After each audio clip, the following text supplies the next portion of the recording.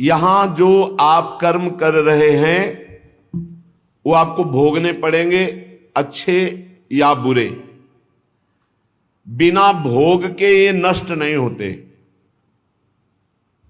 एकमात्र उपाय है, जैसे आपको वकीलों के द्वारा प्रमाणित कर दिया गया कि यहां के वकील है चित्रगुप्त, पूरी सीन सहित आपकी चेष्टाओं को अंकित किया जाता है, वो आपके मन में है, आगे प्रसंग आएगा। और जज हैं यमराज, धर्मराज जी, और दंड अधिकारी हैं यमदूत, और दंड विधान जहां होता है उसे कहते हैं नरक। तो जैसे यहां जज ने कानून से अपराध करने वाले को दंड दे दिया, जाओ तुम्हें फांसी की सजा, राष्ट्रपति का अधिकार है, वो पूरा माफ कर सकता है। ऐसे ही राष्ट्रपति हैं भगवान श्री हरि। अहम त्वाम सर्व पापेभ्यो मोक्षयिष्यामि मा शुचा। अगर शुभ अशुभ कर्मों से बचना चाहते हो तो एकमात्र उपाय भगवान की शरण में होकर नाम जप करो, अन्यथा अवश्यमेव भोक्तव्यम कृतम कर्म शुभाशुभम। सुमति जी अपने पिताजी को बता रहे, यमदूत ने कहा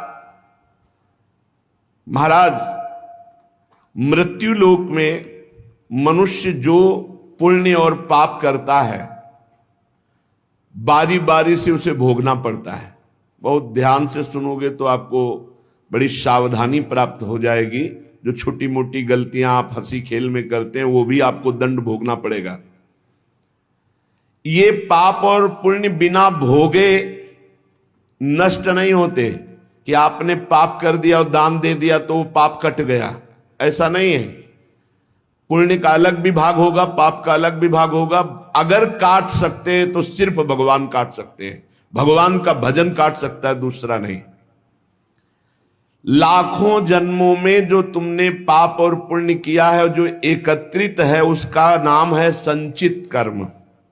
संचित पाप और पुण्य, और उससे जब मनुष्य शरीर मिलता है या जो शरीर मिलता है उससे जो हिसाब निकाल करके कुछ पुण्य और कुछ पाप, उसे प्रारब्ध भोग कहते हैं। फिर यहां कर जो नवीन कर्म किया जाता है उसे क्रियमाण कहते हैं। मनुष्यों के लिए जो उनका जमा हुआ पाप और पुण्य है वो अंकुरित होकर बढ़ता रहता है, ब्याज दर ब्याज। बहुत दुर्गति होती है, इसीलिए बहुत जन्म हम भोगे तो भी अपने संचित कर्म को नहीं भोग सकते। जैसे बीज मिट्टी और जल की आकांक्षा करता है तभी वो उत्तम वृक्ष रूप धारण करता है, ऐसे ही पाप और पुण्य उसे प्रेरित करके पुनः पाप करवाता है, प्रेरित करके पुण्य पुनः पुण्य करवाता है। अगर पाप कर्म में रहती है तो पाप पर पाप, पाप पर पाप, और ये एकत्रित होकर वृक्ष रूप होकर समय स्थान वो निश्चित करेगा। पाप तुम्हें कहां दंड देना है, समय स्थान। बुरी दशा आने के पहले बुद्धि बदली जाती है, उसकी बुद्धि बदल दी गई। आप ना आवे आप पर ताई तहां ले जाए, वो वहीं ले जाएगा, उसी स्थान पर मारा जाएगा, उसी स्थान पर जो दंड उसे मिलना मिलेगा। जैसे आपने छोटा पाप किया तो आपके चलते समय पैर में कांटा चुभेगा और दुख होगा।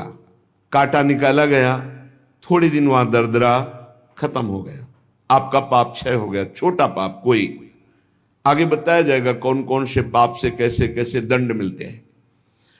अब अगर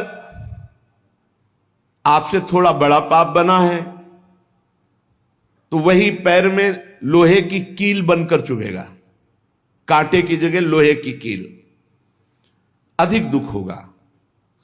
और बड़ा पाप बना है तो खजूर का कांटा, बड़ा कील, ऐसे आपके पैर में चुभ। बिना पाप कर्म के कहीं भी किसी को कोई भी दुख नहीं हो सकता।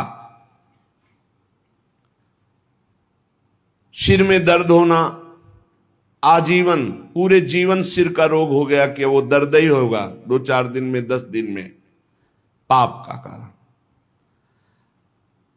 अपथ्य भोजन, सर्दी सहन न होना, गर्मी सहन न होना, हर समय हृदय जलते रहना पाप का लक्षण। भिन्न भिन्न पाप भिन्न भिन्न प्रकार के दुख देते हैं दीर्घ काल तक। शस्त्र और अग्नि आदि का भय ये पाप के कारण होता है।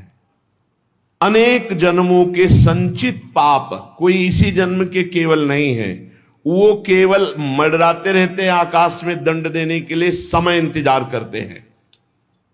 जैसे नरक में पड़े हुए जीव तुम देख रहे हो, घोर पाप का फल भोग रहे, केवल दिखाया गया था नरक। जानते हो किस बात से? कल याद होगा, सुमति जी ने पानी पीने जाने वाली गौओं को वैश्य कुल में 7वें जन्म में जन्मे जब थे, तो उन्होंने उनको नहीं पीने दिया।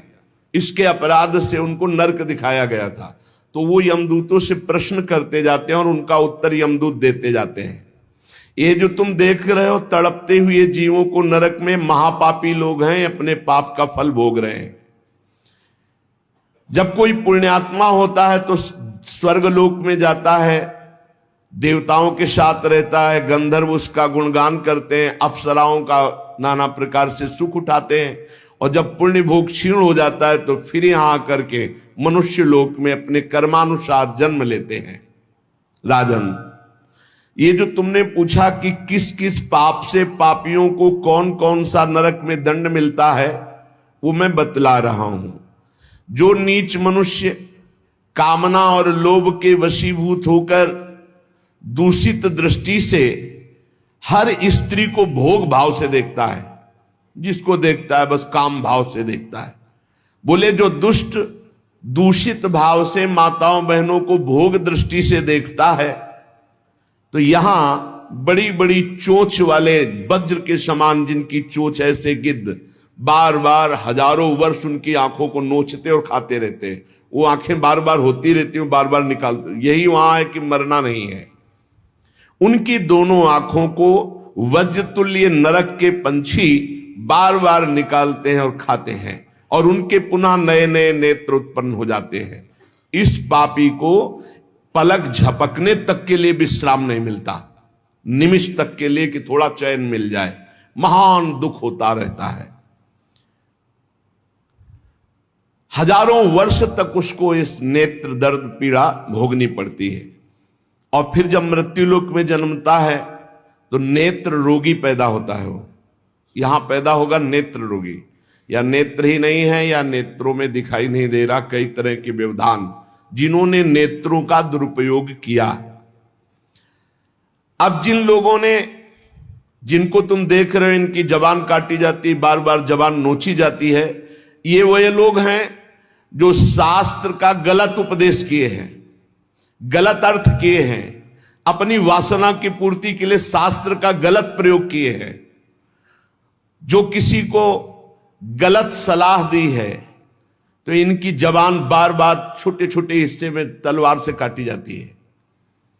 शास्त्र का उल्टा अर्थ बताया, उसकी जबान को वहां हजारों वर्ष काटा जाता है।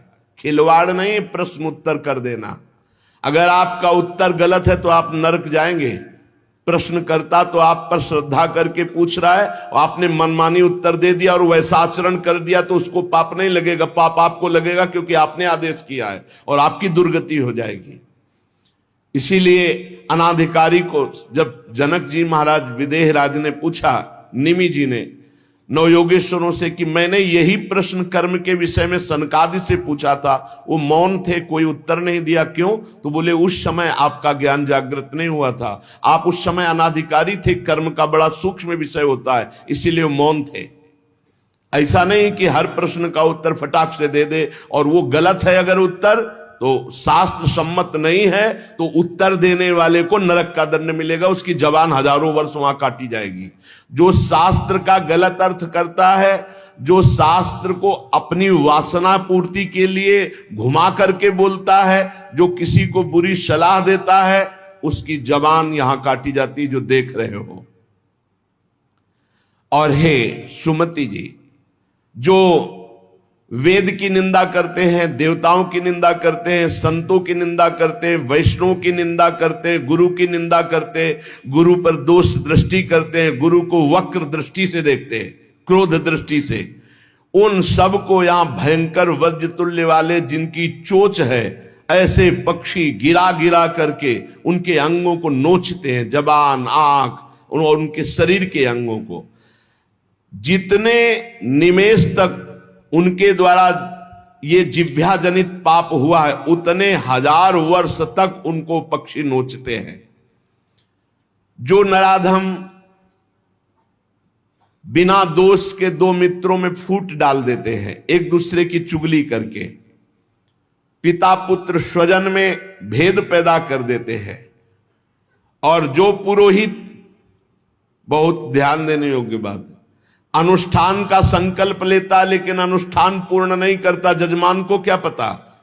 जो पुरोहित जजमान से नियत संख्या ले ली धन और अनुष्ठान पूरा नहीं किया, या जो अपनी माता और पिता का अपमान किया, जो अपनी शरणागत, अपने अर्धांग विराजमान पाणी ग्रहण की हुई पत्नी का विविध प्रकार से अपमान और शोषण किया, वो यहां आरे से चीरे जाते हैं 1000 वर्ष तक। दिखाया, देखो ये बीच आरे से आराम आराम से एक एक अंग चीरे जाते हैं।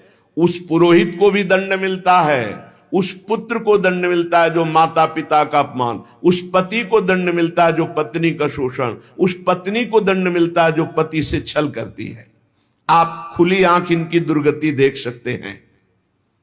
जो दूसरों को कष्ट देने का स्वभाव बना लिया है, बातचीत चेष्टा से कष्ट ही देना है, जो दूसरों की प्रसन्नता में जलते हैं, जो दूसरों की घरों में, सोए हुए घरों में आग लगा देते हैं या फसलों में आग लगा देते हैं और उनको प्राणांतक कष्ट देते हैं, उन अधम पापियों को यहां जलती हुई आग में जलाया जाता है। तुम देख लो, तपती हुई बालू डालकर उनको भूना जाता है और यहां आग में उन्हें जलाया जाता है। जो एक जगह निमंत्रण मिला, फिर दूसरी जगह निमंत्रण मिला, तो पहले निमंत्रण वाले को छोड़ करके दूसरे के यहां निमंत्रण पाकर फिर पहले वाले के यहां निमंत्रण पाने गया। ऐसा नहीं है, ये नरक का कारण बन जाएगा। एक जगह निमंत्रण है, वहां गए, अगर हम भूखे हैं तो भूखे, नहीं मिला तो नहीं मिला, अब दूसरे दिन देखा जाएगा। 2, 3, 4 निमंत्रण, ऐसा नहीं। जो ब्रह्मर्षि किसी देव कार्य के लिए, पितृ कार्य के लिए यजमान के द्वारा निमंत्रित किया गया और वो दूसरी जगह भोजन कर लिया, दूसरे निमंत्रण को स्वीकार करके फिर उसके यहां भोजन करने गया, तो उसको यहां नरक में 2 टुकड़े करने वाला दंड मिलता। बार बार उसके 2 टुकड़े। ये बार बार बहुत जगह भंडारा, बहुत जगह निमंत्रण, ये ऐसा नहीं है। सिद्धांत है, तुम भूखे हो तो एक जगह चले जाओ और अपना पेट भरो, भजन करो। ये नहीं कि 5 जगह चले गए तो खूब दक्षिणा 5 जगह की मिली तो सुन लो। ये तस्मा शास्त्रम प्रमाणम, ये शास्त्र है, मनमानी नहीं। पहले ऐसा कभी ब्रह्म ऋषि जन नहीं करते थे। 5 घरों में भिक्षा मांग लो या निमंत्रण है तो एक जगह जाके पेट भर लो जो रूखा सूखा मिले। ये 14 जगह भंडारा, 14 जगह निमंत्रण, तो उसकी व्यवस्था है। ये नरकगामी बना देगा, बुद्धि भ्रष्ट हो जाएगी। जो सदैव कड़वी बातें बोलकर लोगों के दिल पर चोट पहुंचाते रहते हैं। कुछ लोगों का ऐसा स्वभाव होता है, जब बोलेंगे तो हृदय की पीड़ा प्रकट हो ही जाए, ऐसा उनका है। ऐसे हैं, ऐसे हैं। वो ऐसे बोलते हैं कि अत्यंत पीड़ा दे। ऐसा करने वालों को यहां के पक्षी टूट पड़ते, नरक में लाते हैं, नोच नोच करके उनको खाते हैं। जो यहां किसी की चुगली करता है, उसकी जिह्वा तेज छुरे से बार बार ऐसे ऐसे चीरी जाती है, फिर पूरी हो जाती है, फिर चीरी जाती है। जिन्होंने उद्दंडतावश अपने पूज्य जनों का अनादर किया, उनको मारा, पीटा, गुरुजनों को, अपने गुरु को, माता को, पिता को, बाबा को, पितामह को, ये पूज्य जन है, ये गुरु के समान पूज्य है। जो अपने गुरुजनों को, पूज्य जनों को अनादर करता है, दंड देता है, मारता है, पीटता है, वो देखो ये कुंड बने हैं विष्ठा के, पीब के और मूत्र के। मूत्र का कुंड, विष्ठा का और पीब का, नीचे करके मुख उन्हीं कुंडों में डाल दिया जाता है, ऊपर से पैक कर दिया जाता है। हजारों वर्ष वही खाओ वही सड़ो, कितना भयानक कष्ट है। नीचे के मुख करके उसमें डाल दिया जाता है। जो लोग भोजन बनाने, बहुत ध्यान से सुनो, भोजन बनाना उद्देश्य रखो, यज्ञ है, यज्ञ के लिए भोजन बना रहे हैं। सबके हृदयों में भगवान है, पहले भोग लगाओ श्री भगवान का, फिर दरवाजे पर निकलो और आसपास झांक के देखो, कोई पशु पक्षी, कोई मनुष्य, कोई संत महात्मा, कोई भूखा तो नहीं दिखाई दे रहा। अगर एक गाय है, कुत्ता भी है, तो घर से जाओ, रोटी लाओ, पहले उसे डालो, भगवत स्वरूप मान करके पहले। फिर अपने घर में जो बड़े बूढ़े हैं सबसे पहले उनको पवाओ, बच्चे जो हैं उनको पवाओ। अच्छी अच्छी चीज तुम पालो, बड़े बूढ़े नहीं, अभी आगे आएगा, उनको भी दंड मिलता है। तो जो रसोई बनाए तो उसे भाग लगाना चाहिए, देवता का भाग, अतिथि का भाग, कौवे का भाग, गाय का भाग, और अपने जो पूर्व के बुजुर्ग जन हैं पहले उनकी सेवा। अच्छा, जो भी रसोई बने, भगवान का भोग लगाया, दरवाजे तक गए, अतिथि को देखा, एक गौ के लिए ग्रास निकाला, एक कौवा पक्षी आदि के, जरूर जरूर ये नहीं निकालोगे तो पाप है। गीता जी में कहा, जो अपने लिए पका के पाता है वो पाप पाता है। तो जो अभ्यागत, अपने बुजुर्ग और अतिथि, अब कोई साधु महात्मा आया, माना कोई भी हो, वो दरवाजे में पुकारा, राधे श्याम, आप छुप नहीं सकते, आपको निकलना पड़ेगा। हाँ, राधे राधे, क्या चाहिए, क्या सेवा करूं आपकी? आप जल पिएंगे, आप भोजन पाएंगे? नहीं, मुझे पैसा चाहिए। वो नहीं दे सकता, खत्म खेल, आपका आदर हो गया। आप मृदु वचन में इतना तो बोल सकते हैं, राधे श्याम, आप इतना बोल सकते हैं, आप जल पिएंगे, आप रोटी पाएंगे, भोजन प्रसाद पाएंगे। नहीं, मुझे रुपया चाहिए। नहीं, मेरी श्रद्धा नहीं, मैं नहीं दे सकता, सामर्थ्य नहीं है, श्रद्धा नहीं है, कुछ भी आप कह दो उस पर चलेगा, पर आपको निकलना चाहिए। यदि आप छुपे रहे हो, आपके कान में आवाज आई, आपके दरवाजे से भिक्षुक वापस जा रहा, तो आपके सुकृत नष्ट हो जाएंगे और आपको पाप लगेगा। ये धर्म है, अतिथि देवो भव। देना ना देना वो आपके ऊपर की बात है, लेकिन मृदु वचन, जल और भोजन, ये तीन तो प्राय सब, नहीं कुछ है, एक फल दे दे। अगर वो कहता है मुझे भूख लगी है, तो आप वहीं गेट के बाहर बैठिए, परिचय नहीं है इसलिए, घर में जो सदस्य पुरुष वर्ग का, उससे 2 रोटी भेज दीजिए। जो दुष्ट आए हुए अतिथि का अपमान कर देता है, अतिथि देवो भव, बड़ी महिमा ग्रस्त धर्म में अतिथि सेवा, साधु सेवा की, उसे यहां पीब चाट चाट के पवाई जाती है नरक में। उनका बुरा हाल होता है, बहुत सावधान है। इसीलिए धर्मात्मा पुरुष एक एक कार्य को बहुत धर्मपूर्वक, जो यहां दूसरे के भाग का अपहरण कर लेते हैं, पंगत में एक ही भोजन चलना चाहिए, ऐसा नहीं छुपा होना चाहिए कि 10 लोगों को और 10 लोगों को और। घर में ऐसा छुपाव नहीं होना चाहिए कि बूढ़ा बुढ़िया के लिए सूखी रोटी दाल और आप गर्मा गर्म हलवा और अच्छे अच्छे पदार्थ पा रहे हो। जो ऐसा भेद करके भोजन करता है, मुखिया मुख सो चाहिए, खान पान सो एक। जिसके घर में समर्पित नौकर हैं उनको भी वही भोजन पवाओ जो तुम पाते हो। ऐसा नहीं हो सकता कि तुम बढ़िया बढ़िया और फिर निकृष्ट भोजन उसको, ये तुम्हारा पाप बन रहा है। सबके हृदय में भगवान है, भोजन वही, तुम भले बचा खुचा पालो, घर के मालिक हो, लेकिन सेवकों को, बालकों को, वृद्धजनों को, अतिथि जनों को भरपूर। ये धर्म का ज्ञान अगर नहीं है तो फिर कह रहे हैं कि शरीर बड़ा भयानक मिलता है और मुंह सुई की नोक के बराबर होता है। अब वो इतना भूख से व्याकुल होता है पर उसको खाने को क्या मिलेगा? वही गंदी चीज और सुई की नोक के और हाथी जैसा शरीर और भूख से वो तड़पता रहता है। ऐसा हजारों वर्ष नरक में मिलता है। जो लोग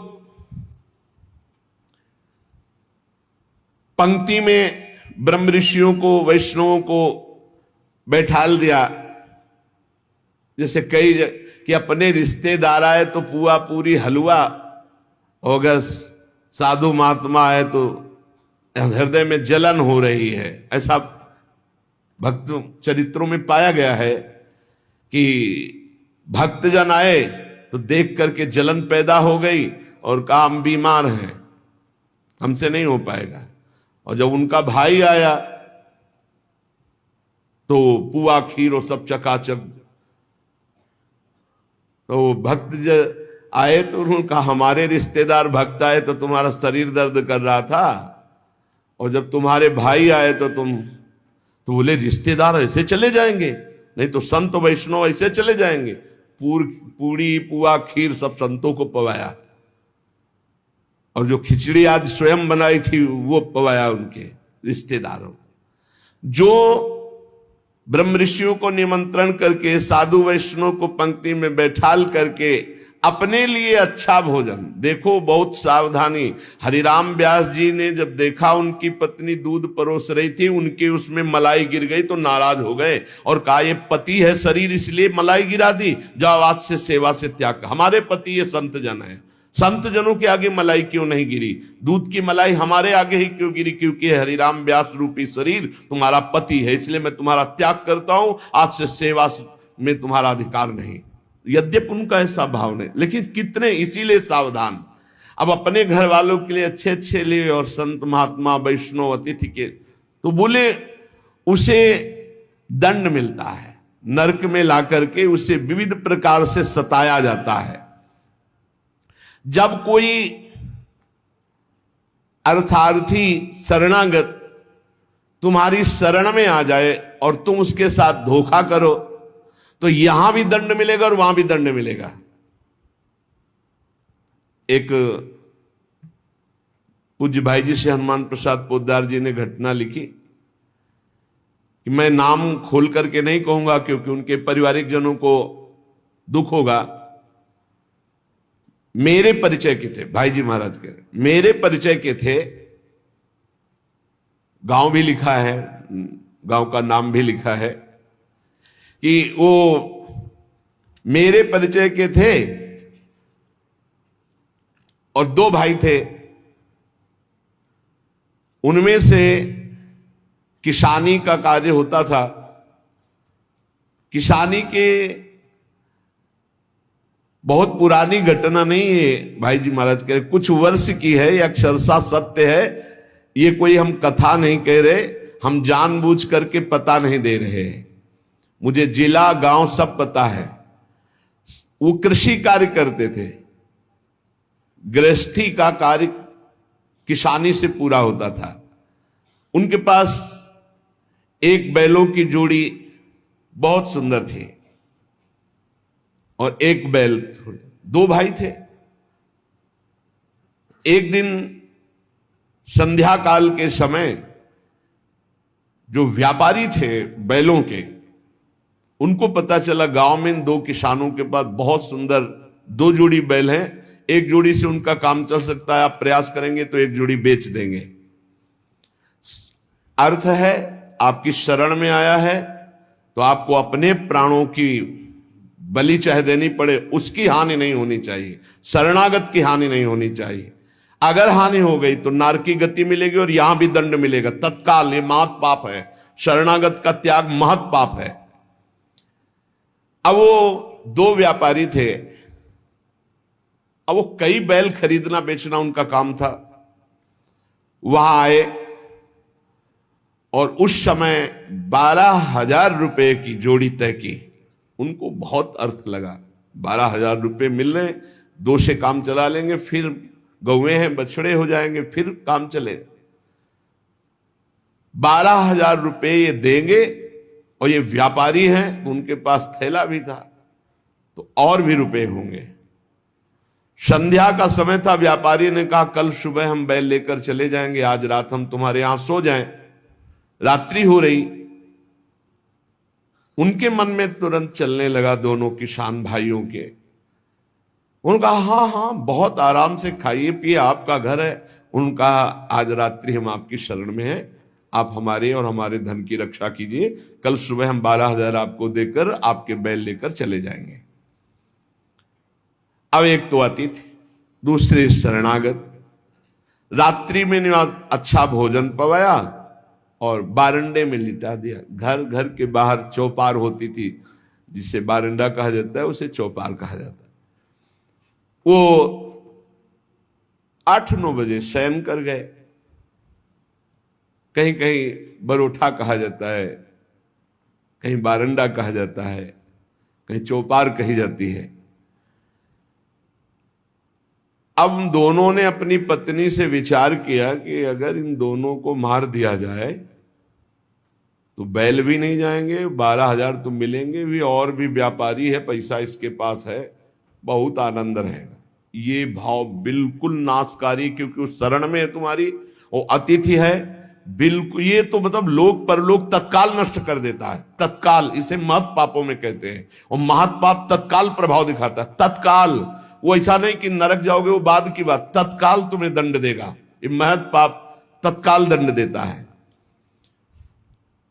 उनके हृदय में हत्या करने का पूरा विचार बन गया, पाप भरी योजना।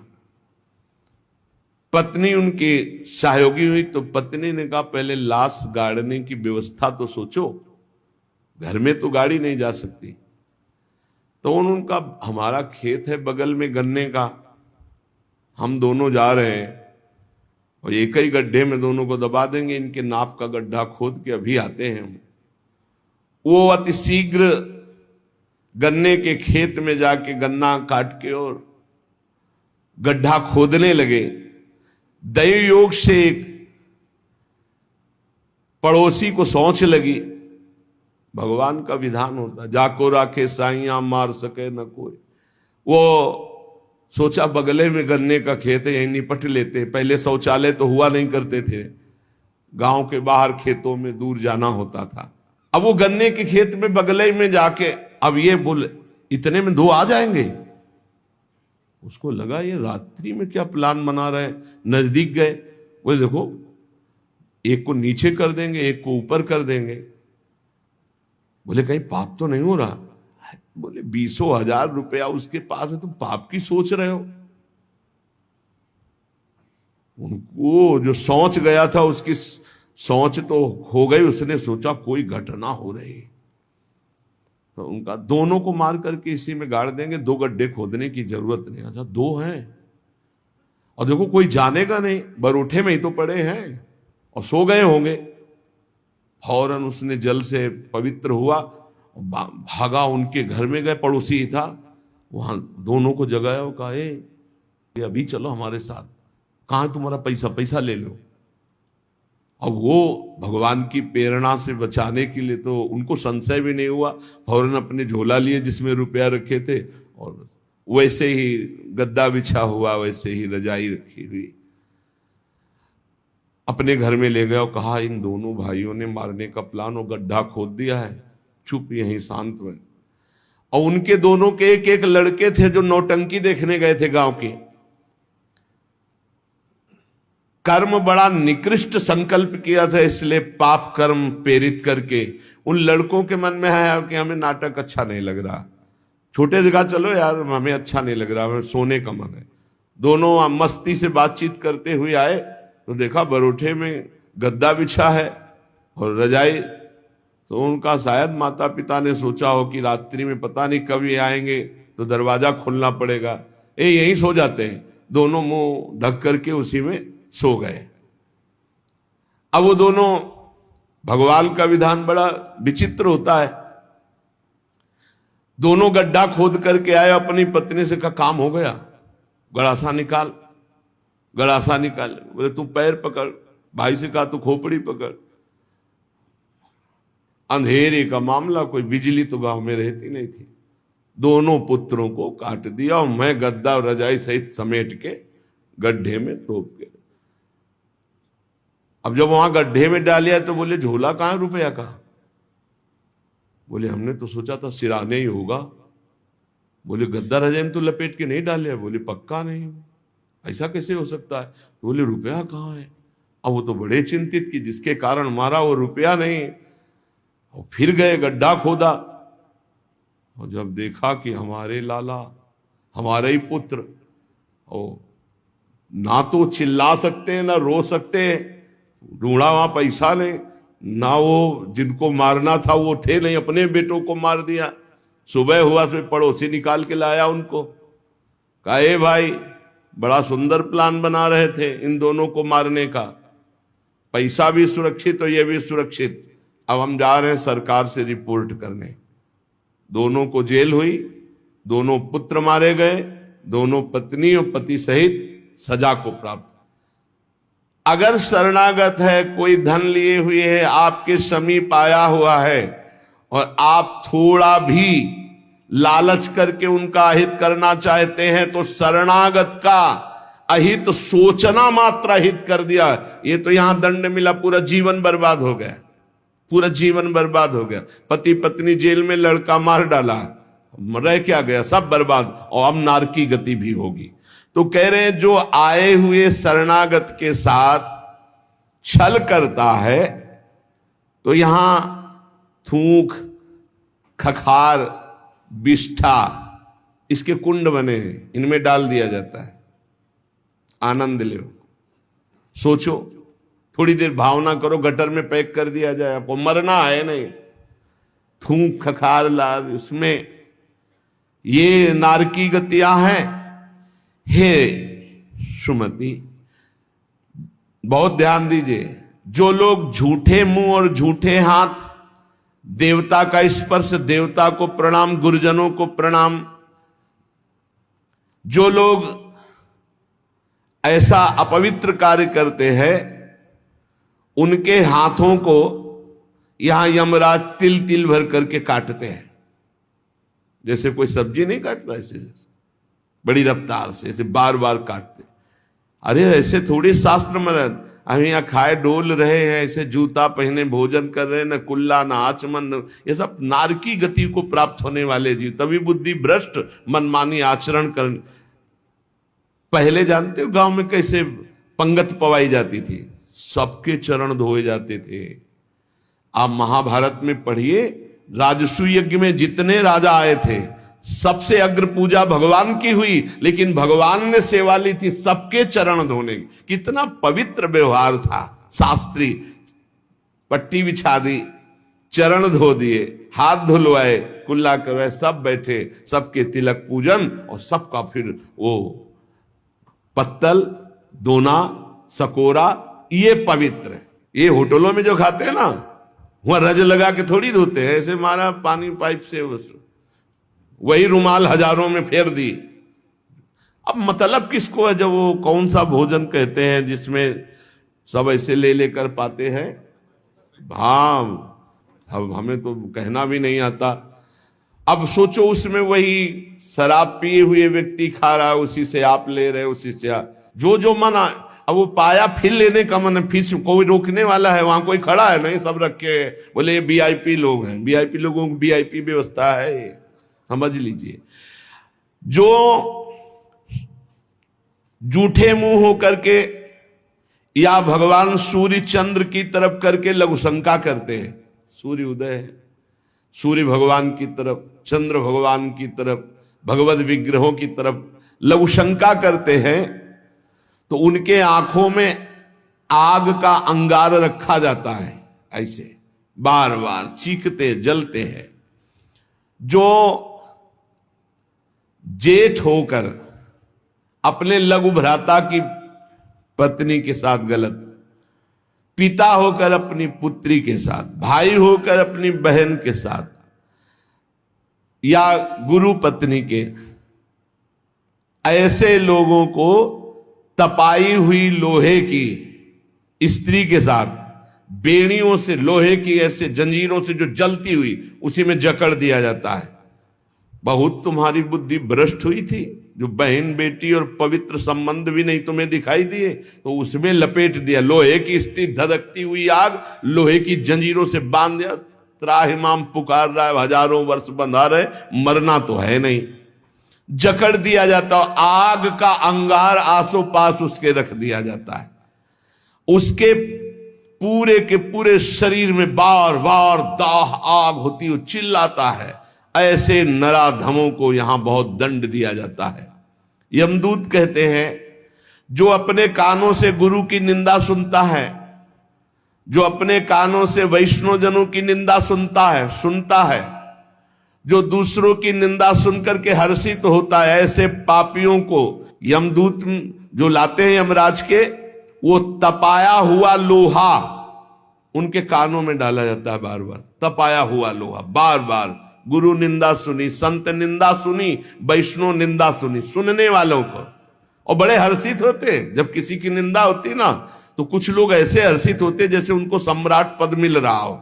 अरे पर निंदा के किए ते आवत नहीं कछुआत, मूर्ख पर्वत पाप को ले चल अपने साथ। यहां विलाप करते हैं, पर यहां यमदूत स्वयं कह रहे हैं, हम लोगों के हृदय में दया तनिक भी नहीं है, और क्रोधित होकर उनको और कष्ट देते हैं। जैसे वो विलाप करते हैं तो क्रोधित होकर और कष्ट देते हैं। जो देव मंदिर में जमीन लगाई गई या किसी ऋषि मुनि को दान में दे दी गई, या कोई सभा भवन है सार्वजनिक, जो इनको तुड़वा कर उनकी जमीन हड़प लेते हैं, उस जगह अपना निवास स्थान बना लेते हैं, उसका प्रयोग करते हैं। यहां यमदूत उन्हें ला करके धीरे धीरे उनके शरीर की खाल उधारते हैं।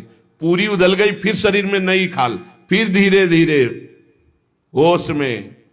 ये नहीं कि देवालय की लगी हुई संपत्ति का प्रयोग कर लिया, या देवालय को विध्वंस कर दिया, या सभा भवनों को विध्वंस करके अपने लिए अपना कब्जा, तो फिर ये वो चीखते चिल्लाते, पर यहां दया नहीं है।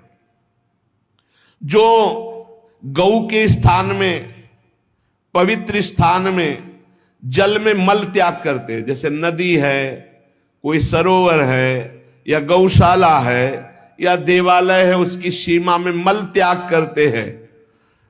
यहां के बड़े बड़े कौवे जिनकी लंबी चोंच होती है, उनकी गुदा द्वार से आते खींचते हैं बार बार, बहुत होश में। ये शास्त्र सुने नहीं जाते, इसलिए मनमानी पापाचरण होते हैं। जो जहां मनाया वहां, जो अपनी कन्या को रकम दे के बेचते हैं, बेचना होता है कि हमको इतना, ऐसा एक से बेचा फिर दूसरे के साथ बेचा, उसको यहां लाया जाता है और उसके शरीर में बड़े बड़े घाव किए जाते हैं, और फिर नमक की नदी है, उस नदी में डाल दिया जाता है। वो मात क्लेशित हजारों वर्ष। जो मनुष्य विकट संपत्ति और वो समस्याई नष्ट हो गई, पुत्र, भ्रातृ, पत्नी, बंधुवर्ग और बुजुर्ग जन, किसी का त्याग कर देता है विपत्ति आने पर, और अपना पेट पालन करने लगता है, इनको छोड़ देता है। तो यहां हम लोगों में कुछ यमदूत ऐसे हैं जो बिल्कुल कर्कश होकर के उनके मांस को नोचते हैं और उसी के मुंह में डालते हैं, उसी को खवाते हैं, उसे खाना पड़ता है। जो मनुष्य अपने पुण्यों को यहां बेच देते हैं, उनकी बड़ी दुर्गति होती है। जैसे 1 घंटा नाम कीर्तन करेंगे 500 रुपया लेंगे, अमुक कार्य करेंगे अमुक रुपया लेंगे। जो अपने पुण्यों को बेच देते हैं, कई तरह से बेचना होता है, अब उनकी व्याख्या कहां तक करें। जो अपने पुण्य कार्यों का दाम लेते हैं, बेच देते हैं, वो पापी हैं, और उनको यहां चक्कियों में डाल के नरक में पीसा जाता है, जैसे आटा पीसा जाता है। बेचे ही वेद धर्म दुइले ही, ऐसा नहीं था। परोपकार के लिए ब्रह्म ऋषियों का जीवन था। कुछ मिला नहीं, किसी भी तरह जीवन व्यतीत करते थे। कृष्ण शरीर, बड़े बड़े चक्रवर्ती सम्राट भयभीत होकर खड़े हो जाते थे। तप पूर्ण जीवन, बेचने का कहीं विधान नहीं। जो जीवन में अपने किए हुए पुण्यों को बेच देते हैं, उनको वहां चक्की में जैसे आटा पीसा जाता है ऐसा पीसा जाता है। ये ना समझो कि मौज ले लो, यहां तुम मनमानी कर लो, भोगना पड़ेगा। अवश्य में भोक्तव्यम, नरक में जाकर के हिसाब भोगना पड़ेगा। चक्कियों में पीसे जाते हैं जो अपने पुण्य कर्मों को बेचते हैं।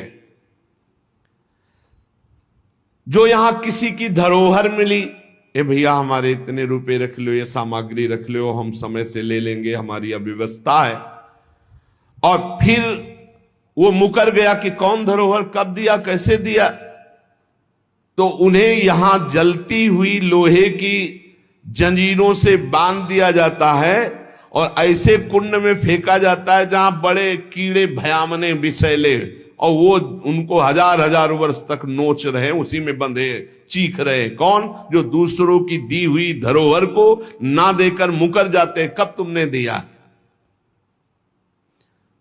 जो पापी दिन में मैथुन करते हैं, शास्त्रीय मर्यादा में दिन में मैथुन करना निषेध है। जो रात्रि में पराई स्त्री से मैथुन करते हैं, दिन में चाहे अपनी स्त्री क्यों न हो, मैथुन निषेध है। और जो इसीलिए महाभारत में एक प्रसंग आता है, एक ऋषि को उनकी पत्नी ने दिन में बहुत प्रेरित किया। उनका नाम हमें तो स्मरण नहीं आ रहा, किंदम, हाँ ऐसे कुछ नाम था। तब उन्होंने कहा दिन में पुरुष रूप में तो हम आपके साथ मैथुन कर नहीं सकते, आप बहुत प्रेरणा करती, इसलिए पशु बनना पड़ेगा। तो आप भी अपने संकल्प से मृगी रूप धारण करें, मैं मृग रूप धारण करता हूं। ऐसा ही हुआ, मृग रूप होकर के वो सहवास कर रहे थे। इतने में ही महाराज पांडु ने देखा तो उन्होंने बाण संधान कर दिया। अब जे ही बाण लगा तो मृग रूप तो हट गया ऋषि, और तब वो हा खाए कि मुझे नहीं पता था कि आप ऋषि है। तो उन्होंने घटना बताई थी कि मेरी पत्नी विवश थी काम से, इसलिए मुझे पशु रूप धारण करना पड़ा, क्योंकि दिन में मनुष्य रूप से मैं तो नहीं किया जा सकता। जाओ, तुमने मुझे इस स्थिति में मारा है, अगर ऐसी स्थिति तुम्हारी हुई अपनी पत्नी के साथ तो तुम्हारे मृत्यु का योग हो जाएगा। मृत्यु का योग हो भी गया। तो जो दिन में अपनी स्त्री से या रात्रि में पराई स्त्री से, वो यहां पापी जन लाए जाते हैं। बहुत गहरा कुंड है जो खोपड़ी के बल उसमें छोड़े जाते हैं, और लोहे के बड़े बड़े नीचे कांटे लगे हुए हैं, पूरा बिंध जाते हैं। फिर निकाले गए, फिर फेंके। अरे भाई होश में, जैसी थरिवंश नरक गति दुर्भरी हम द्वारे कटियत नक्षी के। और जो सदैव नई नई भोग प्रवृत्ति के लिए नवीन नवीन स्त्रियों को फंसाते रहते हैं और उनसे सहवास करते हैं, तो यहां एक बहुत बड़ा वृक्ष है सेमर का जैसा, और उसमें बहुत ही विषैले कांटे हैं। उस पापी को उसमें जबरदस्ती खींचा जाता है, बार बार नीचे बार बार ऊपर, करो आलिंगन। अधिक मात्रा में वो खून से लथपथ होकर, जहरीले कांटे लगने से व्याकुल होकर त्राहिमाम पुकारता है। जो लोग पराई स्त्रियों को फुसलाकर उनके सतीत्व को नष्ट करते हैं, जो लोग अपने धन के घमंड में आकर गुरुजनों को नीचा दिखाते हैं, जो लोग अपने गुरुजनों के प्रति रोष दृष्टि रखते हैं, उनको यहां लाकर जैसे चटनी पीसी जाती शिला में, ऐसे बड़ी बड़ी शिलाओं से उनको पीसा जाता है। यमदूत सुमति जी को बता रहे हैं, और वो बहुत कष्ट पाता है। ये यमलोक बड़ा दुखमय है, दिन रात यहां व्यथा ही व्यथा है। जो जल में मूत्रते हैं, कुल्ला करते हैं, थूकते हैं, विष्ठा करके सोचते हैं, बोले ऐसे लोगों को यहां थूक, विष्ठा और मूत्र से भरे हुए दुर्गंध युक्त नरक के कुंडों में डाला जाता है। अरे ऐसा थोड़ी साष्टांग दंडवत करो यमुना जी गंगा जी में और अपने घर से शौच आदि क्रिया करके, यदि नहीं ऐसा तो पात्र में लो और जल पियो पहले, और फिर दूर जा करके बहुत दूर शौच आदि होकर मिट्टी से ही हाथ और सब पात्र मार्जन करके फिर आओ, फिर पात्र मार्जन करो, फिर जल लो और दूर जा करके कुल्ला। ऐसे पवित्र, जैसे गंगा किनारे भ्रमण करने वाले संत जन हैं तो सारी दिनचर्या गंगा जी से होती, पर बड़ी सावधानी से होती। ऐसा थोड़ी कि शौच लिया जाकर गंगा जी, ऐसा नहीं। जो इस लोक में दूसरे का मांस खाते हैं, बहुत सावधानी से दुर्गति होती, पक्का दुर्गति होती है। मांस खाने वाले ध्यान से सुन ले, पूर्व में जो किसी भी पशु का मांस खाते हैं उनको तो पहले नरक का दंड मिलेगा, फिर वही पशु बनेंगे, वैसे काटे जाएंगे। और जो ज्यादा पशुओं का मांस काट के खाते हैं तो उनके घर में घटना भी हो जाती है, कोई न कोई विनाशकारी घटना घटेगी। पूज्य श्री भाईजी महाराज हनुमान प्रसाद पोद्दार जी ने एक प्रसंग में बताया कि एक परिवार था जो बकरा और मुर्गी इनको घर में लाता और काट करके खाता। उनके 3 बालक थे, एक 4 महीने का था, एक 3-4 साल का था और एक 12 वर्ष का था। वो रोज देखता 12 वर्ष वाला कि ऐसे वो में कर रहा, उसको काट रहे हैं और फिर वो बनाया जाता, खाया जाता। तो एक दिन अपने छोटे भाई को ले गया, उसकी बुद्धि खराब हुई, वही गड़ासा, और उसने कहा चलो खेलते हैं, पापा जैसे काटते हैं ना मुर्गी वैसे खेलते हैं। तो छोटा 3-4 साल का था, उसने हाँ छत में ले गया और चढ़ बैठा, जैसे चढ़ के बकरे के ऊपर मुर्गी के ऊपर, और बस वो काट डाला। और जो काट डाला तो चीख निकली तो वो अपने छोटे बेटे को नहला रही थी जो 4 महीने का, टप में ऐसे खड़ा करके, और वो छोड़ करके भागी ऊपर। तो टप में जितना पानी था वो बच्चा गिर गया, उसकी हिम्मत तो उठने की थी नहीं, वो वहां मर गया। और जब ऊपर गई उसका, अरे दुष्ट तूने काट दिया, तो छलांग मार गया भय से, वो नीचे आके गिर के मरा। पूज्य भाई जी ने तो विस्तृत में लिखा है कि इन मांस खानों वालों के परिवारों का बहुत बुरी तरह नाश होगा, और जब ये मरेंगे तब नरक जाएंगे, और फिर जब जन्मेंगे तब ये फिर वही बकरा बकरी बनेंगे, काटे जाएंगे। होश में रहो, समय आने दो, कर्म अवश्य में भोक्तव्यम, तुम्हें भुगाएगा, रो नहीं पाओगे। एक आगरे से आते थे तो उनसे, उनका नाम मुश्किल है छोड़ पाना, बड़ी मतलब एक जैसे होता है ना रंगबाजी से, बड़ा आपका आदेश तो उसी का मुश्किल है छोड़ पाना। तो बढ़िया स्वर्णिम उसकी पट्टे की घड़ी और बढ़िया नक्शे से, हर दांत बता रहे थे कि हर समय पान खाते रहते हैं। 2-3 महीने में झांझरी फिर गई थी। कैसे? कैंसर डॉक्टर ने बता दिया, मुश्किल है अब छोड़ना, शरीर छूटेगा। मर गया, मर गया। मुश्किल है तो शरीर ही छूट जाएगा, इसका शरीर छूटना तो मुश्किल नहीं है, क्योंकि मरण धर्मा शरीर है। होश में पूरा परिवार नष्ट हो गया। जो यहां दूसरों के मांस को खाते हैं तो बड़े बड़े हाथियों से उनको पहले कुचलाया जाता है, चिरवाया जाता है, फिर कोल्हू में पेरा जाता है। बढ़िया आनंद लो। यहां जो कर रहे हो इसका बहुत लंबा हिसाब होगा। लोग सोचते हैं कि ये गप है, 5 मिनट में हिंसा की आजीवन कारावास, लाखों जुर्माना। तुम्हें यहीं से अनुमान लगा लो, यहां तो बहुत छोटा हिसाब किताब है, वो तो अनंत ब्रह्मांडों का हिसाब किताब है। आप विद्धास्तु यैर्वेदा वन्याश्च हिताग्नि भी ता इमे शैल श्रृंगाग्रात पात्यंदी धा पुनः पुनः। जो अपने पूर्वजों को पिंडदान नहीं देता, हवन नहीं करता, शास्त्र मर्यादा के अनुसार नहीं चलता, जो बिना पाणी ग्रहण किए व्यभिचार करता घूमता रहता है, ऐसों को बड़े बड़े ऊंचे पर्वत से नीचे खोपड़ी के बल फेंका जाता है, और जब नीचे गिरता है तो बड़ी बड़ी विषैली चींटियां चिपक जाती है और काटती है।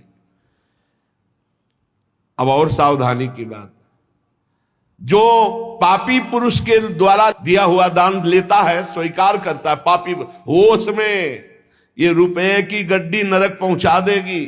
जो पापी पुरुषों द्वारा दिया हुआ दान लेते हैं, चाहे वो यज्ञ कराने के लिए, चाहे वो किसी भी कार्य के लिए, उन मनुष्यों को पत्थर के भवन में छोटे से ऐसे गैसील, बिल्कुल गैस ऐसी जहरीली, उसमें कीड़े की तरह उन्हें बंद कर दिया जाता, बाहर से कोई वायु नहीं, बंद।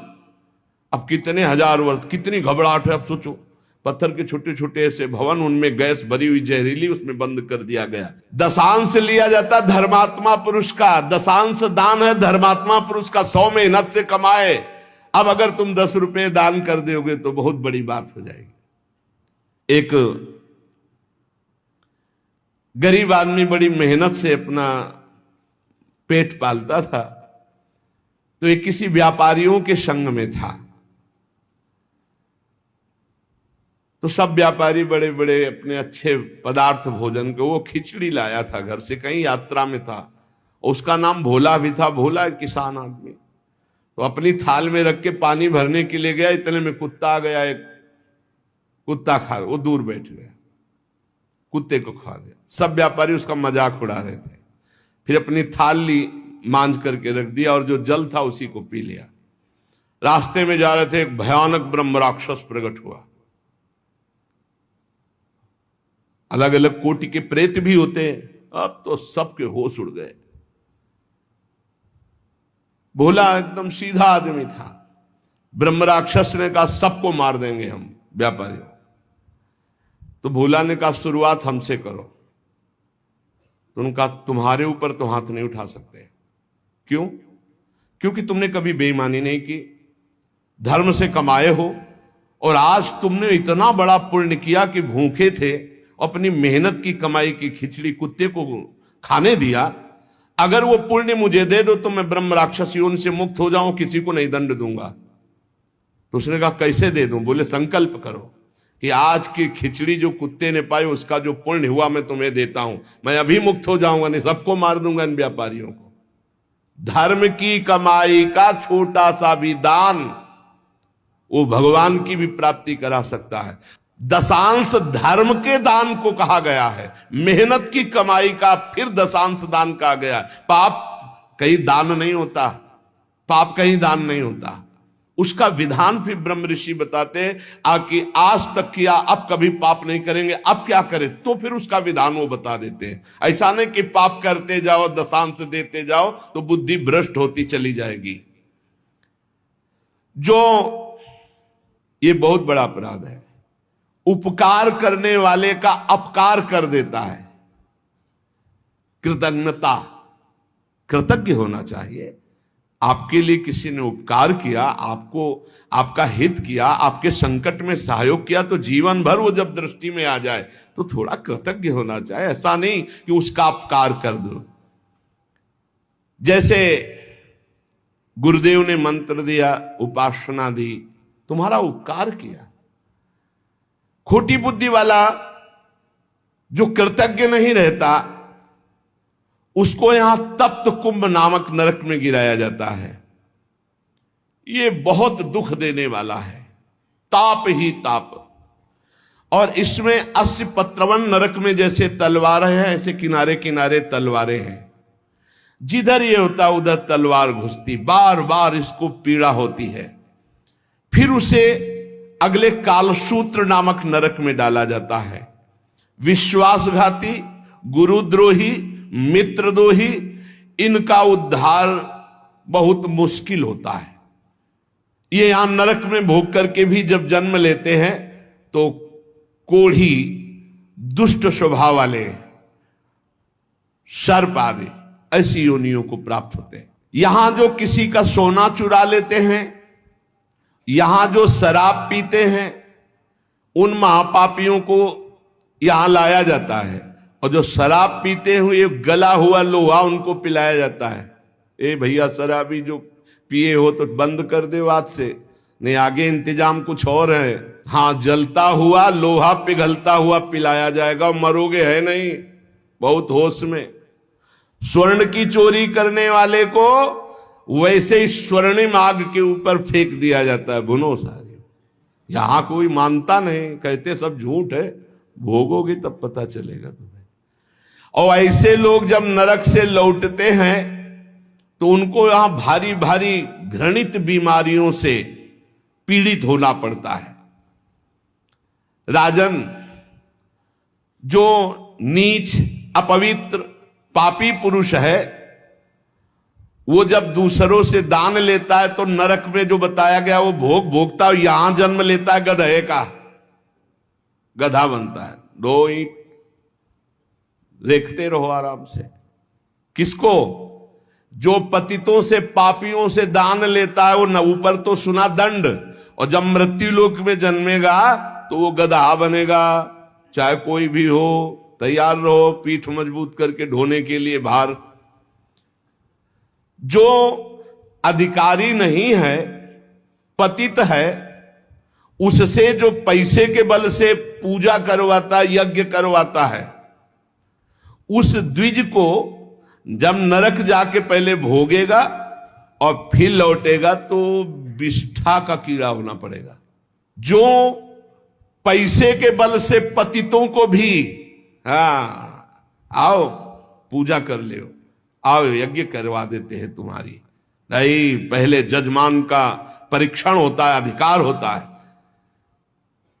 ऐसे द्विज को नरक से लौटने पर विष्ठा का कीड़ा होना पड़ता है।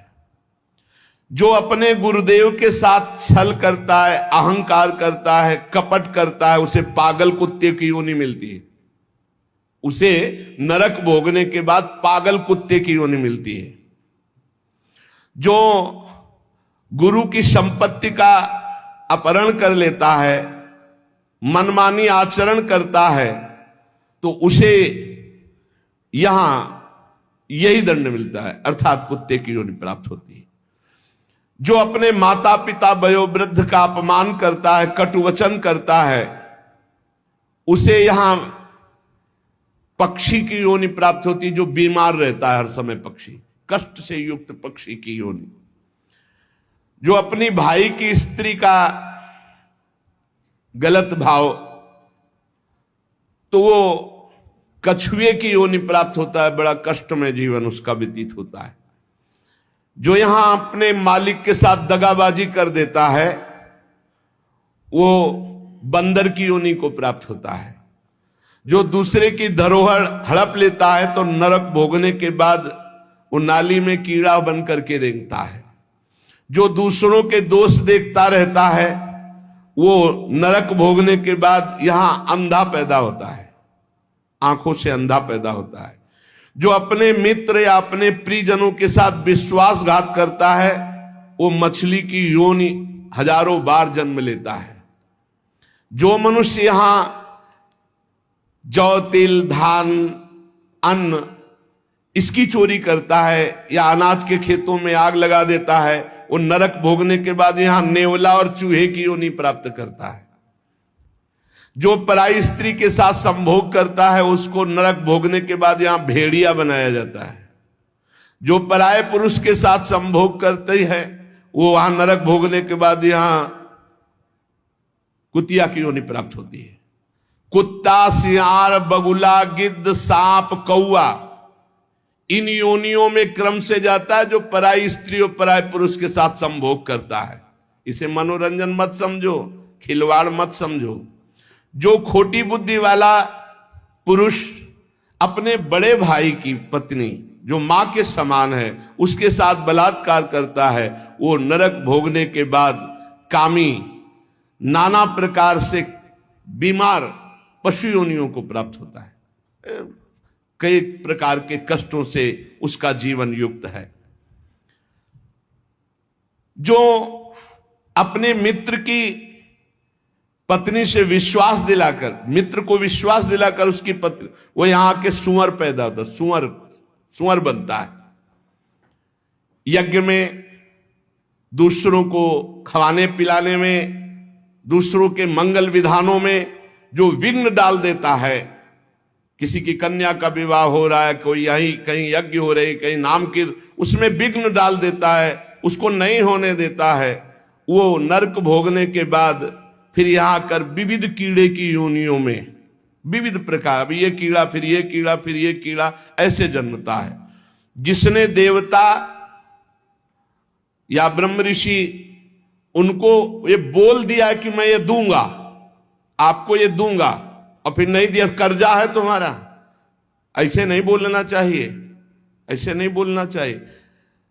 अयाचक वृत्ति से जो रहते हैं, कभी नहीं, महाराज हम आपका ये काम कर दें, आपको ये दे देंगे, आपको एक कर्जा हो गया, अब अगर नहीं दिया तो नरक भोगोगे, और नरक से निकलने के बाद कौआ बनोगे। जो अपने पूजनियों का अपमान करता है, बड़े भाई का अपमान करता है, वो क्रौंच पक्षी के रूप में जन्म लेता है। बहुत सावधान होना चाहिए। जो तुम्हारे साथ उपकार करे उसके साथ तुम्हारा नम्र व्यवहार होना चाहिए। यदि उपकार नहीं किया तो तुम्हें बिच्छू की योनि प्राप्त होगी, बिच्छू बनना पड़ेगा। जो सोए हुए मनुष्य की हत्या कर देता है, शस्त्रहीन है या सोया हुआ है, उसकी हत्या कर देता है, या किसी स्त्री की हत्या कर देता है, या बालक की हत्या कर देता है, वो 1000 बार गधे की और कीड़े की योनियों को प्राप्त होता है, बहुत संभल करके। जो दूसरों के भोजन व्यवस्था को नष्ट कर देता है, उसे मक्खी की योनि प्राप्त होती है। अन्न चुराने वाला बिल्ली की योनि, घृत आदि चुराने वाला चूहे की योनि, जो दूसरे के अर्थ की चोरी करता है सर्प की योनि, दूध वाले पशु या दूध आदि चुराने वाले बगुले की योनि, इसी तरह डांस, चींटी, बिलैया, बहुत सी योनियों की प्राप्ति होती है। हे महाराज, मैं तुम्हें कहां तक बताऊं, ये जितने जीव हैं ये सब नरक से आए हुए हैं। एक मनुष्य योनि भगवान ने कृपा करके दी है, जिससे हम अब भगवान की प्राप्ति कर सकते हैं। जब कोई जैसे कर्म करता है उसको दंड मिलता है। तो सुमति जी ने कहा, पूरे जीवन का पता कैसे चलता है? पूरे जीवन का पता कैसे चलता है कि जब से पैदा हुआ तब से मरने तक इसने ये पाप किए, ऐसे ऐसे पाप किए? उसका क्या प्रमाण आपके पास होता है जिससे आप उसको दंड देते हैं? तो उन्होंने कहा कि हमारे यहां एक बहुत बड़े लेखक हैं चित्रगुप्त जी, और सबके यहां विराजमान, सबके पास विराजमान। चित्रगुप्त जी सब रूपों में विराजमान, सबके पास विराजमान, बड़ा भागवतिक सिस्टम है। ये चित्रगुप्त जी बड़े सूक्ष्म हैं, ये पूरी फिल्म तैयार करते हैं, केवल लिखा पढ़ी नहीं, पूरी सीन सहित, किस समय किस, और इनकी प्रतिक्रिया को कोई समझ नहीं सकता। ये दैवी शक्ति है चित्रगुप्त जी, इनका चित्रगुप्त नाम रखा गया है। ये प्राणियों की पूरी सीन तैयार करते हैं, लिखित और सीन। ये आपने ऐसे, जैसे महाराज मांडव्य जी जब सूली की नहीं कटी, आपको कई बार सुनाया है, तो यमराज जी के पास गए और उन्होंने कहा कि हमने कौन सा पाप किया जो आपने हमको ऐसी सजा दी? तो कहा देखो, तो उनको दिखाई देने लगा मानस पटल पर कि उन्होंने तितली की गुदा में बंबूल का कांटा डाल के छोड़ दिया था, तो उनकी गुदा में सूली काट दी गई, निकली नहीं। पूरी सीन सहित चित्रगुप्त को, वहां कोई ये नहीं चलेगा कि एक भी बात का धोखा हो गया। ये निरंतर कर्मों को लिखते रहते हैं और मृत्यु के पश्चात यमराज के सामने प्रस्तुत कर देते हैं। अब वो बही कौन है? जिसमें चित्र सहित लिखा हुआ है। मन तुम्हारे मन में ही है। ये जो आप भजन करते हो ना, बहुत ध्यान से सुनना, जहां आप राधा राधा राधा तो आपके मन में जलन होती है और सीने शुरू हो जाती है निकलना, गंदी गंदी बातें, गंदी कल्पनाएं, गंदा चिंतन, ये सब तुम्हारी बही से डिलीट हो रहा है। यही डिलीट हो रहा है। जितनी बातें निकल रही वो सब भोगनी नहीं पड़ेंगी, खत्म होती चली जा रही। बस पकड़ना मत, राधा राधा राधा राधा। बोले कई महीने हो गए वही चल रहा है, तो वही भरा है, चित्रगुप्त ने वही भरा है। अब वो सब खाली हो रहा है। बहुत बढ़िया, उसर खाली कर डालो पूरा। निर्मल मन जन सो मोहि पावा, मोहि कपट छल छिद्र न भावा। ये चित्रगुप्त जी की बही क्या है? तुम्हारा मन, तुम्हारे मन में ही लिखते हैं और कहीं नहीं। उनका कोई अलग रजिस्टर नहीं है। वही मन जो पापाचरण सोचता है, करता है, उसी में लिख रहे हैं वो। बहुत सुंदर बात है। जो भजन करते हुए निकलते हैं ना, बिल्कुल डिलीट हो रहे हैं। इतना भजन करो, पूरा खाली कर डालो, जीवन मुक्त हो जाओगे। कार्यों का जो भी लेखा जोखा चित्रगुप्त जी लिखते हैं, उसी के अनुसार फल मिलता है। ये चित्रगुप्त जी वास्तव में हमारे अंतर मन में लिख रहे हैं बैठे हुए, जो निरंतर हमारे कार्यों का चित्र सहित लेख कर रहे हैं। गुप्त है, उस रजिस्टर को केवल धर्मराज पढ़ सकते हैं, दूसरा नहीं। और चित्र सहित है, इसलिए उनका नाम है चित्रगुप्त। मन रूपी रजिस्टर को कौन पढ़ सकता है? पूरा अनंत जन्मों का। जिसे सुमति जी कह रहे थे 10,000 वर्ष जन्म का मैं देख रहा हूं, तो देख क्या रहा हूं? उसी में है, तुम्हारी चिप में है, मन रूपी चिप में। इन्हें ईश्वरीय शक्ति प्राप्त है चित्रगुप्त जी को। ये सत्यनिष्ठ, कभी एक भी बात व्यर्थ नहीं लिखते, वही लिखेंगे। किसी का पक्षपात नहीं रखते। ये निष्पक्ष हर कार्य भागवती की ईश्वरीय शक्ति से सुरक्षित होकर लिखते रहते हैं। और उस लेखन को, उस घटना को जैसी हुई है, चित्र सहित अंकित कर देते, चित्र सहित। कोई चित्रगुप्त की लिखी हुई बात में परिवर्तन नहीं हो सकता। तर्क वितर्क, झूठ, किसी भी तरह की अन्य घूस व्यवस्था चित्रगुप्त से नहीं चलती, क्योंकि वो गुप्त है। वो गुप्त है तो कोई तुमसे परिचय नहीं है, और लिख वो ही रहे बैठे। और उनको कभी शिथिलता नहीं होती कि अब रात्रि हो गई, ये सो रहा है, अभी क्या लिखना। नहीं, सोते समय भी तुम्हारी क्या हरकत थी, क्या चिंतन था, क्या था, सब लिखा जाता है, रात दिन का।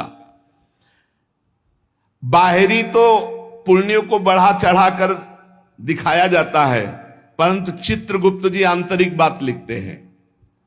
जैसे आपने बाहरी 1 लाख रुपए अमुक ने दान किए और आपका उद्देश्य था कि मेरा नाम हो जाए, तो वहां लिखा जाएगा व्यर्थ दान 1 लाख रुपए का। इसका कोई फल नहीं, क्योंकि समाज में तालियां और वाहवाही सुन ली है।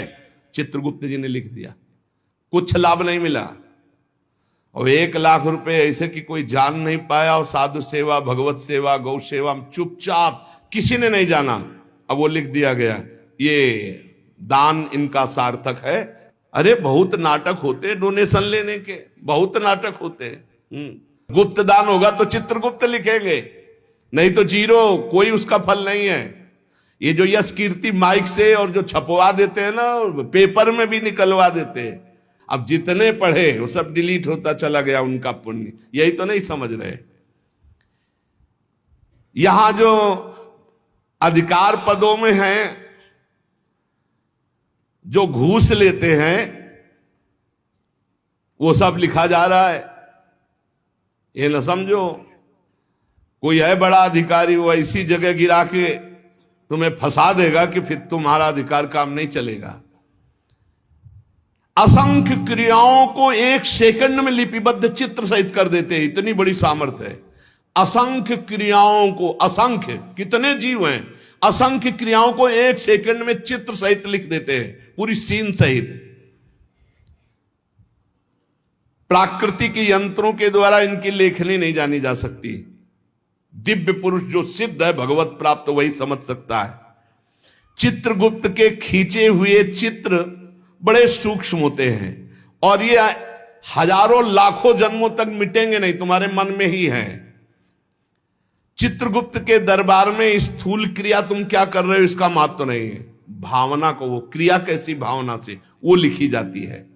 वहां सूक्ष्म भावनाओं से जो संकल्प बना क्रिया का वो लिखा जाता है। गुप्त मन में एक भाग में ये लिखा पड़ी होती है, एक भाग में क्रिया का संकल्प बनता रहता है। दान, यश, कीर्ति, तपस्या, अगर ये बाहरी दिखावे के लिए है तो 0 वहां लिख दिया जाता है। बहुत सावधानी की जरूरत है। परमार्थ भावना से यदि कर रहे हो तो उसका फल मिलेगा, और दिखावा की भावना से कर रहे हो तो उसका फल नहीं मिलेगा। दिखावे की भावना वाली बात में 0 लिख देते हैं चित्रगुप्त जी। ये सत्संग है बिल्कुल सुधार के लिए। धर्म प्रचारक स्वार्थ की वासना तो परिणाम 0। धर्म प्रचारक परमार्थ की भावना तो नंबर मिलेगा। किसी को सहयोग देना और अपनी धन्यवाद कहलाने के लिए नंबर 0। सहयोग करना, उसका मंगल हो, नंबर आ जाएगा। संसार में बाह्य रूप रेखा का मूल्यांकन संसार करता, चित्रगुप्त नहीं। चित्रगुप्त जी देखते हैं कि ये जो दान किया ये अपनी चर्चा चाहता है, ये धर्म ध्वजी है, ये अंदर धर्म नहीं है। तत्काल लिख दिया इसका दान व्यर्थ, इसकी कार्यप्रणाली व्यर्थ, क्योंकि इसका चिंतन, प्रचार प्रसार जो भी हुआ उसमें यश कीर्ति था। अंदर के भाव को देखते हैं। केवल गुप्त विचार को चित्रगुप्त ही जानते हैं और वही उसको लिख देते हैं। भावनाओं के पीछे तुम्हारी क्रिया होती, पहले भावना, उसी भावना को चित्रगुप्त लिखते हैं। एक गरीब आदमी ने बड़ी मेहनत से कमाकर, बहुत दैन्य होकर के 10 रुपए दान किए। उस 10 रुपए के दान के बराबर धनी आदमी का 10 करोड़ रुपया भी नहीं होगा। लेकिन वो गरीब आदमी जो सकुचा करके मुझ गरीब के पास क्या, और 1 रुपया 10 रुपया दिया। इसीलिए हमने देखा बड़े संतों को कि अगर किसान और गरीब आदमी 100, 200, 500 भी चाहे तो लाओ लाओ, और बड़े प्यार से ले लिया। और वहीं 18-20 लाख MLA दे रहे थे तो उनको जाओ नहीं। ऐसे हमने देखा, बड़े गुरुजनों को देखा जो पूर्व संन्यास मार्ग में थे। क्यों? क्योंकि वो मेहनत से कमाया हुआ, दैन्य होकर के खून पसीने की कमाई वो दे रहा, वो भजन करवाएगा। बहुत सावधानी की। चित्रगुप्त जी दिव्य दृष्टि संपन्न है। वो सबकी सूक्ष्म गुप्त मानसिक, वहीं से सारी क्रियाएं होती हैं, संकल्प से वो सब लिखते रहते हैं। अतः मनुष्य जन्म मिला है, सब प्रकार के बाहरी बनावटों से बचकर सच्चे मार्ग से चलकर भगवान की प्राप्ति इसी जन्म में की जाए। पूज्य भाई जी महाराज ने कहा प्रारब्ध बदल नहीं सकता। ये लोगों का प्रश्न रहता है कि ये भजन करने वाले साधु महात्मा या धर्म से चलने वाले इतना कष्ट क्यों पाते हैं? तो उनका संचित कर्म भस्म हो जाएगा, क्रियमाण निष्फल हो जाएगा, अकर्म हो जाएगा। लेकिन प्रारब्ध उनको भी भोगना पड़ेगा। प्रारब्ध ना तो किसी संकल्प विकल्प अनुष्ठान से काटा जा सकता है, उसको भोग के ही काटा जा सकता है। प्रारब्ध का विनाश नहीं हो सकता। प्रारब्ध ना काटा जा सकता है ना बदला जा सकता है। प्रारब्ध केवल भोगा जा सकता है। बहुत ध्यान से सुनना। परंतु यदि अधिक भजन हो जाए प्रारब्ध से, प्रारब्ध है मानो 50 और भजन हो गया 100, तो नवीन प्रारब्ध की रचना हो जाएगी तुम्हारा कि अब इस जन्म में तुम्हारा कल्याण हो जाएगा, तुम आगे सुख प्राप्त करोगे, तुम उत्तम लोकों को जाओगे। लेकिन पूर्व प्रारब्ध तुम्हें भोगना पड़ेगा। और अगर इतना भजन हो जाए कि पूर्व प्रारब्ध को मिटा दे तो फिर भजन का मतलब क्या रहा? प्रारब्ध मिटा दिया, शरीर छूटा, लाभ तो मिला नहीं। इसीलिए भजनानंदी कभी अपने प्रारब्ध को नहीं मिटाते, प्रारब्ध को भोग लेते हैं और भजन के बल से भगवान को प्राप्त होते हैं। प्रारब्ध में जैसे लिखा हुआ है कि तुम्हारे संतान नहीं होगी और आपने पुत्रेष्टि यज्ञ करवा दी, बहुत उत्तम आचार्य के द्वारा, मंत्रों के द्वारा, और सिद्ध आपकी यज्ञ हो गई, तो नवीन प्रारब्ध की रचना हो जाएगी। प्रारब्ध में लिखा पुत्र नहीं होगा लेकिन पुत्र हो जाएगा, लेकिन प्रारब्ध में लिखा कि तुम्हें कुष्ठ भोगना पड़ेगा, तो इसके लिए नहीं, इसको तो भोगना ही पड़ेगा। कुछ प्रारब्ध ऐसे है, जैसे आपका प्रारब्ध बहुत बुरा भोगने का है और कोई ऋषि मुनि संत महात्मा आप पर प्रसन्न हो गया, तो नवीन प्रारब्ध की सुख संपादन की व्यवस्था हो जाएगी। या वरदान दे दे वो, जे आपने बहुत कोई अहित अमंगल कर दिया, बड़े सुखी हो, और वो साप दे दे, तो वहीं से नवीन प्रारब्ध रचना हो जाएगी, अब नष्ट होना शुरू हो जाएगा। आपके प्रारब्ध में नहीं था नष्ट होना, लेकिन वो तपोबल से युक्त है, वो नवीन प्रारब्ध रच देंगे, तुम्हारा बुरा या तुम्हारा भला। देखने में बुरा लगेगा, लेकिन आज तक किसी महात्मा से किसी का बुरा नहीं हुआ। वो साप दे दिए हैं, वो उनको किसी भी योनि में भेज दिए, लेकिन भगवत साक्षात्कार करा दिए। संत ते होए न कारजहारी। प्रारब्ध का निर्माण संचित कर्मों से होता है, जो संचित कर्म जमा है। इसलिए भजन करने वाले को चाहिए कि अनुकूल या प्रतिकूल जैसा प्रारब्ध आवे उसे चुपचाप भोग लो, मिटाने की कोशिश मत करो। भजन से भगवान की प्राप्ति करो, संचित भस्म हो जाए, ये नरकों की दुर्गति से बच जाओ।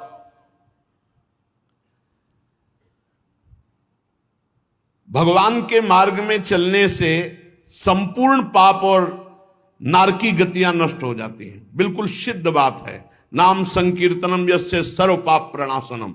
ये जो आज आपने सारी चर्चा सुनी, इस चर्चा में जितने दंड विधान सब पे पोछा लग जाएगा यदि राधा राधा राधा कृष्ण कृष्ण कृष्ण हरि हरि जपोगे। इसीलिए हम हर प्रश्न का उत्तर नाम देते, नाम, क्योंकि नाम के समान नाम है। इससे बड़ा कोई साधना नहीं, इससे बड़ा कोई दान नहीं।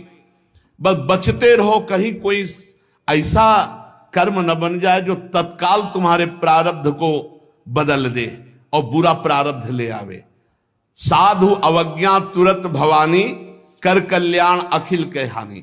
साधु वैष्णव भगवत भजनानंदी जनों से थोड़ा डर के रहो कि कहीं इनके दिल को हमारा वचन, हमारी चेष्टा दुखद ना हो जाए, कहीं कोई हम इनकी निंदा न कर बैठे, कहीं कि इनका अपराध। साधु एकमात्र ऐसा है, वैष्णव साधु भगवत भजन करने वाला, कि तुम्हारे सारे सुकृतों को एक पल में नष्ट कर सकता है। भक्तन निंदा अति बुरी भूल करे जिन कोय, किए सुकृत बहु जन्म के छिन में दारे खोए। भगवान का नाम कीर्तन, भगवान की कथा में बड़ी अपार सामर्थ्य है। एक भयंकर प्रेत एक कथावाचक कथा करके जा रहे थे, तो रास्ते में वो भयंकर प्रेत प्रकट हो गया। बार बार इधर उधर उधर प्रकट होता। कई बार घटना ऐसी देखी है, आंखों देखी है। वो तभी समझ में आता प्रेत है जब कभी इधर कभी इधर, कभी सामने कभी पीछे कभी आगे।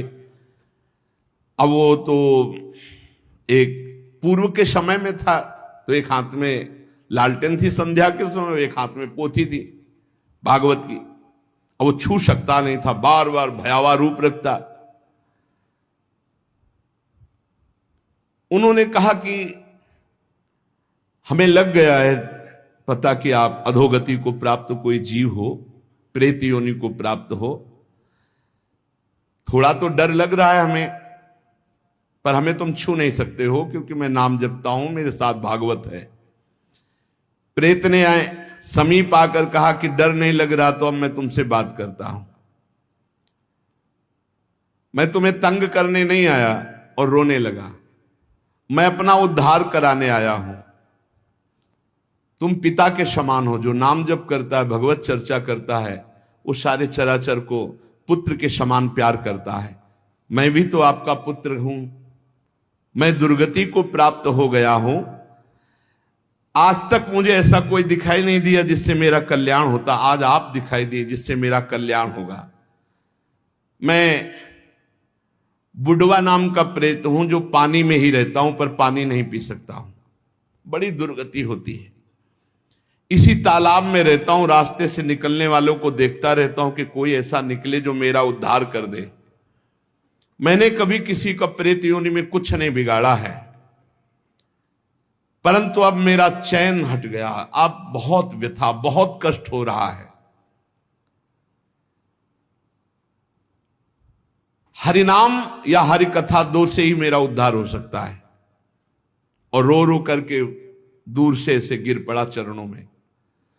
तो उन्होंने कहा अगर ऐसी बात है तो आज आप चैन से जहां चाहो रह लो, कल से मैं अपने घर में आपको निमंत्रण देता हूं आना, और घर में ही हम 7 दिन भगवान की कथा कहेंगे, तुम्हारा कल्याण हो जाएगा।